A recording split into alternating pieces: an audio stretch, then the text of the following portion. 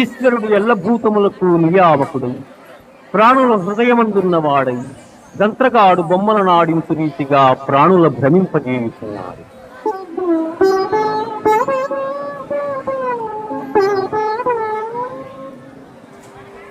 సర్వధర్మాన్ పరిత్యజ్య మామేకం శరణం వ్రజ, అహం త్వా సర్వపాపేభ్యో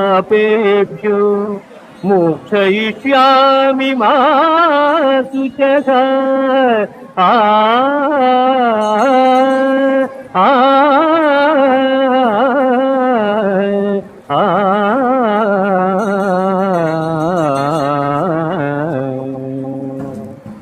సమస్త కర్మలను ఆకర్షించి నన్నే శరణు పొందిన ఎల్ల పాపముల నుండి నిన్ను విముక్తిని గావించును.